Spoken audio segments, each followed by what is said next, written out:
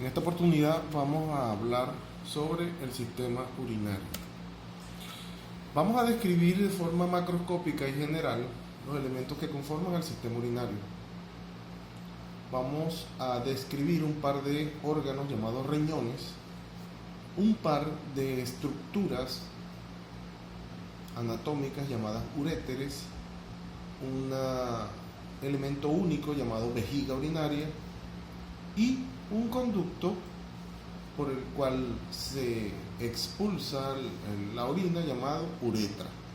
En el caso de la explicación anterior, la clase anterior, les mencioné que la uretra es un elemento anatómico común para el sistema reproductor y para el sistema urinario. Es un elemento importante a considerar por esta doble función. Describimos los riñones entonces como un par de órganos firmes en cuanto a consistencia, un color marrón rojizo y la apariencia varía según la especie.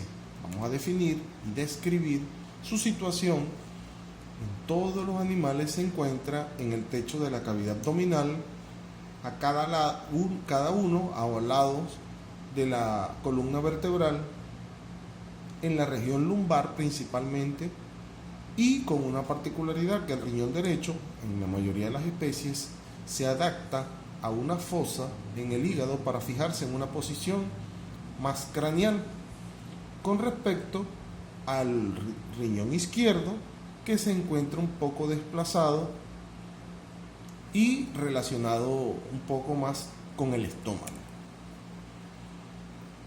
Aquí tenemos una ilustración de lo que corresponde a los riñones, la posición de los riñones, y con el número 1 tienen la ilustración de la vejiga urinaria.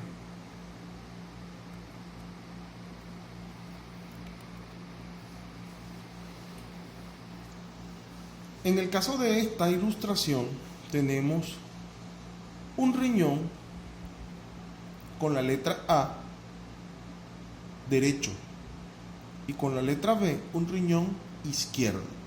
En base a la apariencia lobulada de estos riñones, sabemos que corresponde a la especie bovina. En este caso, observamos la forma un poco más ovalada, o algunos autores la citan como en forma de java, en el caso equino. Siempre, en ambos casos, observamos como el riñón derecho un poco más craneal en comparación con el riñón izquierdo, que se encuentra más caudal. Aquí tenemos el caso canino y se mantiene cierta similitud en cuanto a la forma del riñón, de los riñones, entre la especie canina y la especie equina. En la ilustración también podemos aprovechar para observar la posición en el polo craneal de los riñones de la glándula adrenal o suprarrenal. Descrito anteriormente la forma de los riñones, forma de caraota, frijol o java.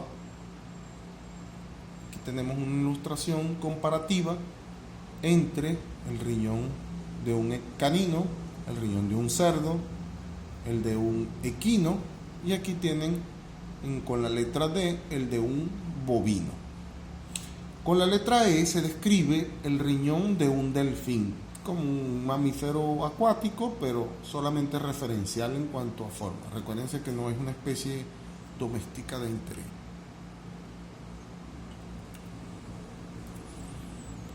Vamos a describir dos superficies externamente, una superficie dorsal y una ventral.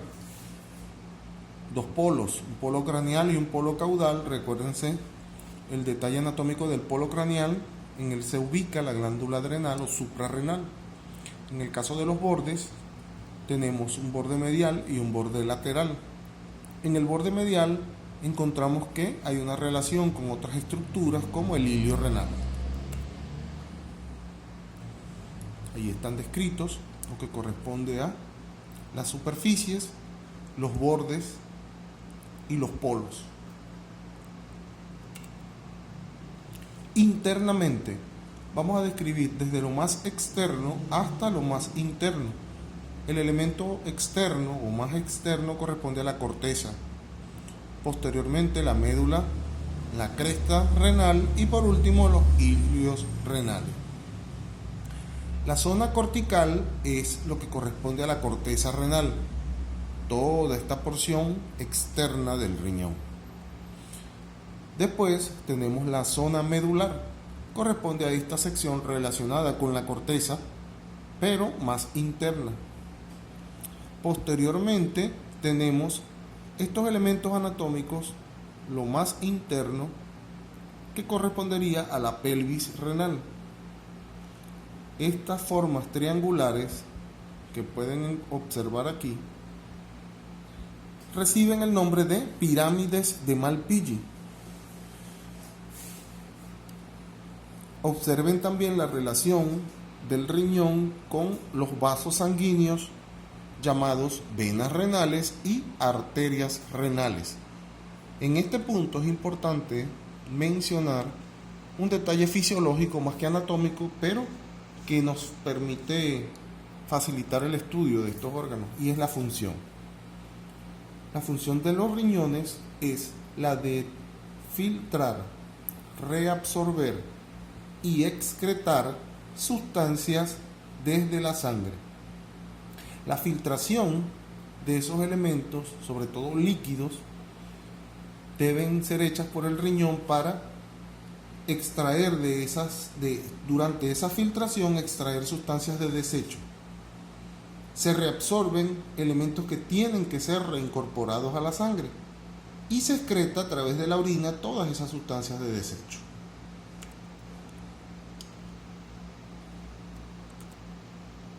Un detalle importante que nos permite diferenciar o establecer diferencias anatómicas entre especies lo corresponde la pelvis renal y los uréteres, como esos elementos de almacenamiento y de transporte de sustancias de desecho desde el riñón hasta la vejiga urinaria. Ellas están compuestas de tejidos elásticos, tejidos que se expanden, que pueden expandirse, sobre todo túnica adventicia, túnica muscular y una túnica interna llamada túnica mucosa. Como concepto podemos definir a la pelvis renal como el origen dilatado del conducto excretor. Se sitúa en el seno renal, y recuérdense que el término renal nos hace referencia a riñón como órgano. Aquí tienen en resaltado en azul lo que corresponde a la pelvis renal. Si la comparamos con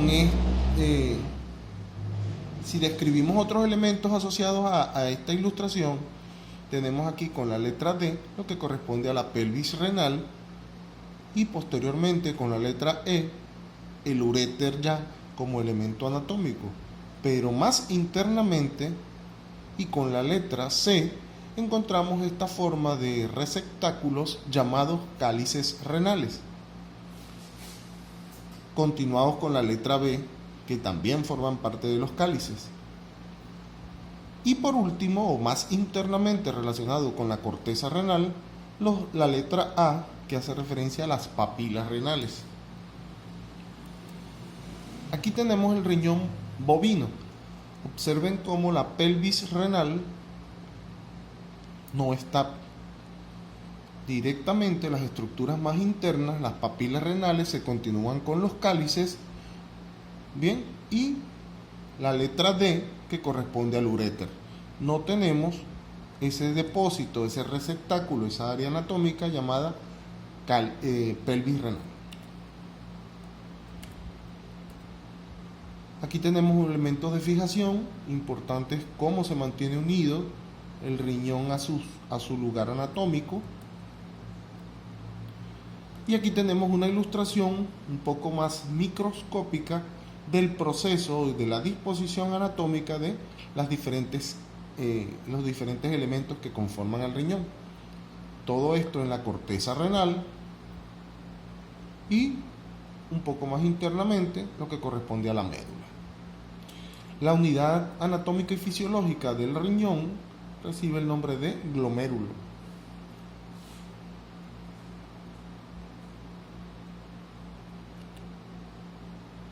Los uréteres corresponden a esa porción, entonces, esa estructura, ese elemento anatómico de conducción.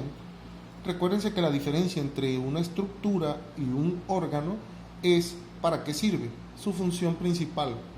Un órgano se caracteriza por tener funciones más complejas de producción o de metabolismo o de utilización de diferentes elementos para una función más compleja. En cambio, una estructura tiene una función más simple. Bien, puede ser de sostén, puede ser de conducción, puede ser para complementar otro elemento. Por lo tanto, la función de conducción de la orina desde el riñón hasta la vejiga urinaria es la principal función de los uréteres. A los uréteres les vamos a describir dos porciones, una porción abdominal y una porción pelviana, según el lugar que tomemos, el espacio anatómico que estén allí. Recuérdense que la ubicación anatómica de los riñones es en la cavidad abdominal. Por eso, posterior al riñón, tenemos la porción abdominal de los uréteres. Cuando se acercan a la vejiga, hacemos referencia a la porción pelviana. En el caso de los machos, la porción pelviana penetra en el pliegue genital y se cruza con el conducto deferente, estudiado ya en el sistema reproductor del macho. En el caso de la hembra, se sitúa mayoritariamente en la porción dorsal del ligamento ancho del útero. Aquí observamos entonces la importancia o la explicación anatómica de la relación que existe entre la micción, el sistema urinario, y el sistema reproductor. Después tenemos la última porción que corresponde a la porción intramural. Y el término intramural nos hace referencia a esta sección de ese uréter que se internaliza en la vejiga urinaria. Esta estructura semicircular o piriforme que les estoy señalando corresponde a la vejiga. Y aquí tenemos la porción intramural de los uréteres.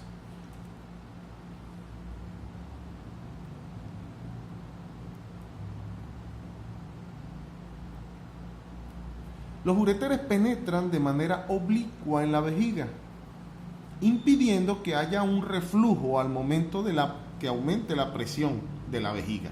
Al contrario, la vejiga, como elemento elástico o contráctil, facilita que no haya ese reflujo de orina desde la vejiga hacia el riñón a través de los uréteres. A medida que las paredes se van expandiendo porque la vejiga se está llenando, entonces esta porción intramural se cierra, evitando que haya un reflujo hacia los uréteres. Aquí tenemos unas radiografías con contraste donde observamos cómo la relación entre los riñones, los uréteres y la vejiga urinaria.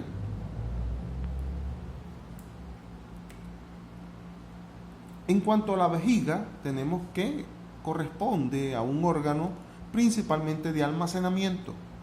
Su tamaño y posición son inconstantes en base a su estatus anatómico y fisiológico de momentos, si está llena o si está vacía. Si está llena, la encontramos colgando hacia el abdomen caudal. Pero si está vacía, la encontramos suspendida y relacionada más con la cavidad pélvica.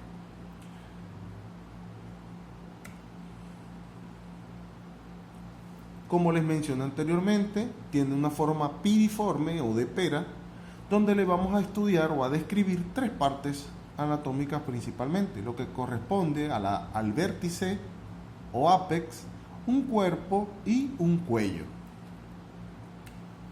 En la ilustración podemos observar esa primera parte, la porción más craneal, recuérdense que el fondo corresponde a lo más craneal de la vejiga urinaria, el cuerpo o elemento central, y esta porción más caudal llamada cuello.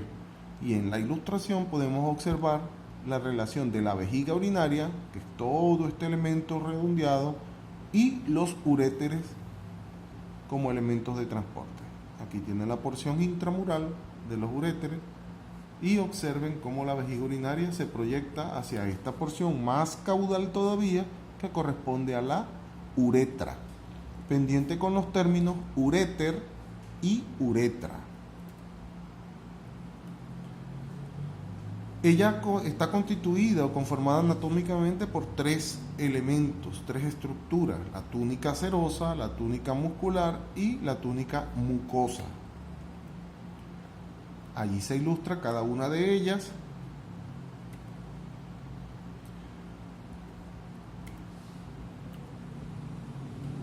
Relacionada la vejiga urinaria con otros elementos. Aquí tienen dorsalmente lo que corresponde al sistema reproductor, el cuello del útero y la vagina, y por ende la relación en cuanto a posición de la vejiga urinaria y el sistema reproductor.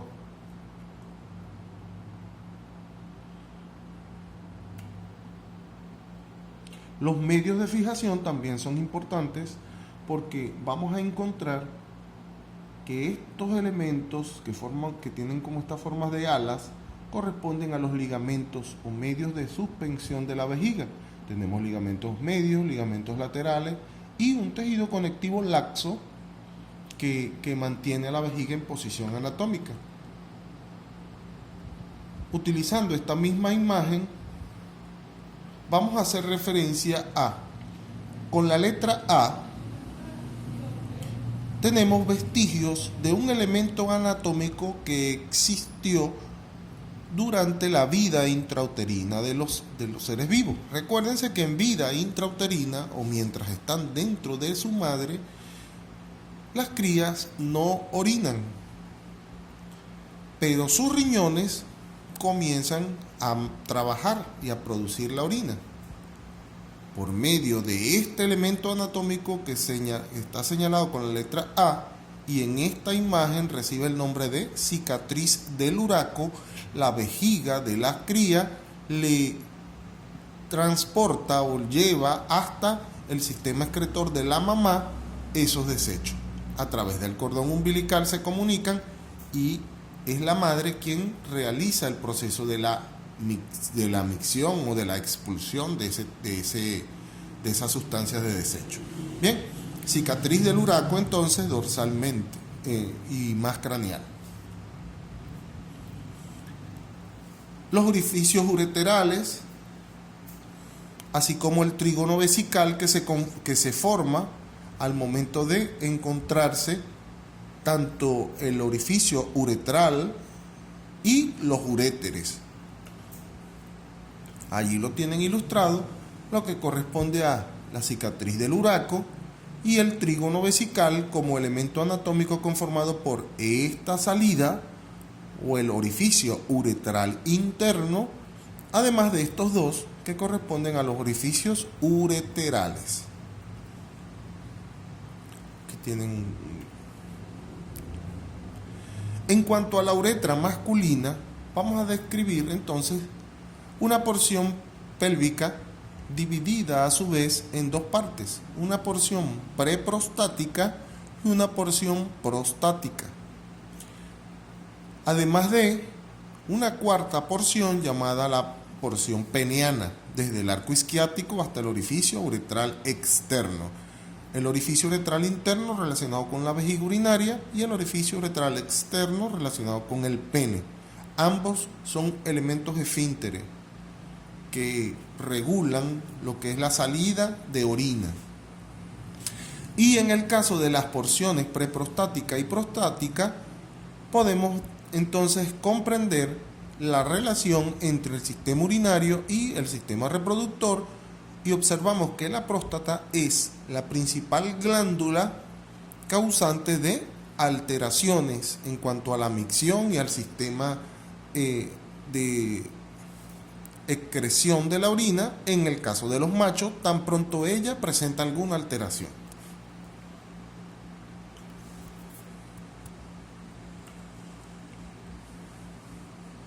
En el caso de la uretra de las hembras, nosotros vamos a encontrar que se proyecta desde la vejiga urinaria hasta el punto anatómico donde sale o termina la uretra y emerge el elemento anatómico que permite la salida de la orina.